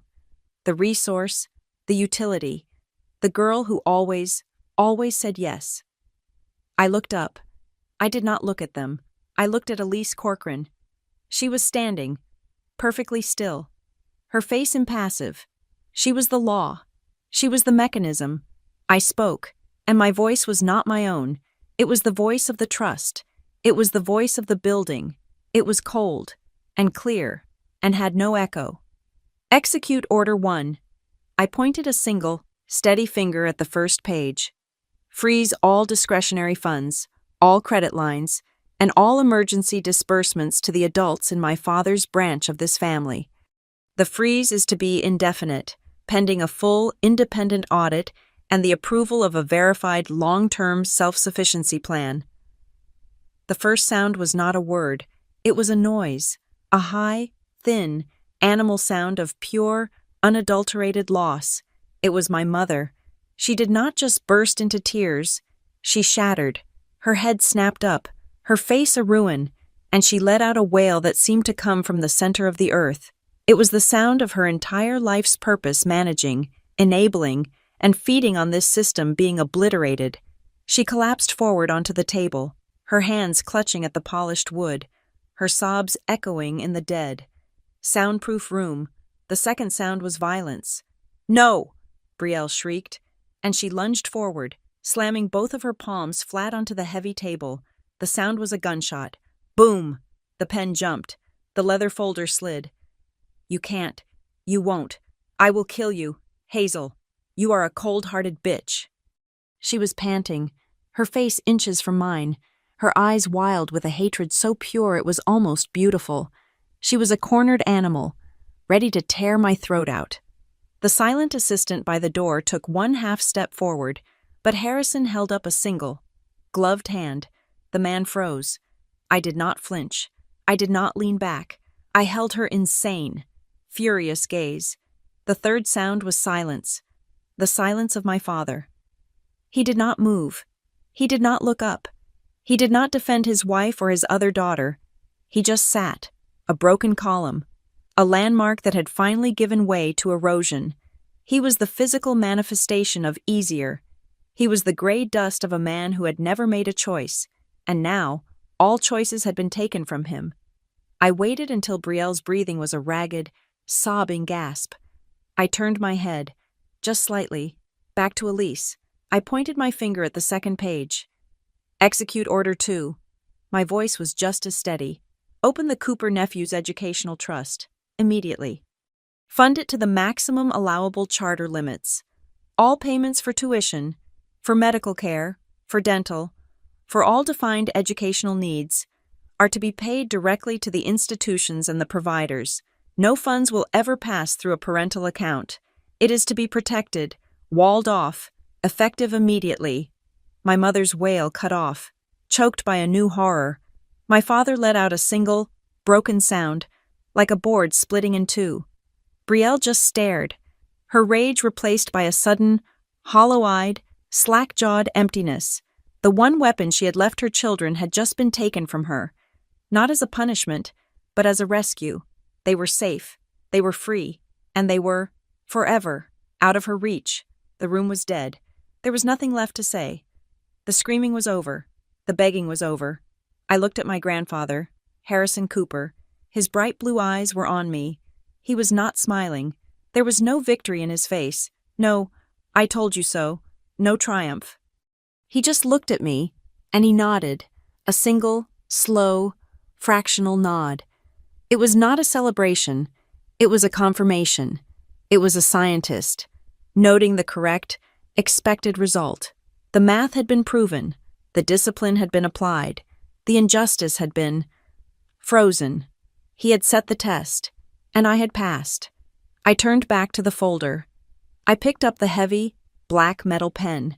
It was still cold, a rod of solid, polished ice, but my hand was warm, the blood pumping through it, sure and steady. I looked at the line at the bottom of Order 1, the freeze, the wall, the end of the disease. Brielle was watching me, her eyes dead. My mother was watching, her face slick with tears. My father was watching the table. I lowered the pen. "I freeze it." The words dropped into the silence, as heavy and as final as stones.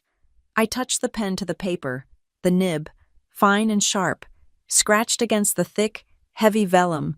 It was the only sound in the world. The sound of a lock engaging. The sound of a new wall being built. The sound of no. I signed my name, Hazel Cooper. Not a scrawl, a clear, deliberate, disciplined signature. The name I shared with the man at the other end of the table. Then I moved the pen to the second page. Order 2, the future, the rescue, the purple turkey. I signed my name again, Hazel Cooper. I put the pen down. I placed it perfectly, precisely, back in the fold of the blue leather binder. I slid the folder across the polished black lake of the table. Back to Elise Corcoran. Done. Thank you all so much for listening to this story. Please comment below and let us know where you're listening from so we can connect, share our thoughts, and make sure you subscribe to Maya Revenge Stories, like this video, and give it some extra support by hitting that hype button so this story can be heard by even more people.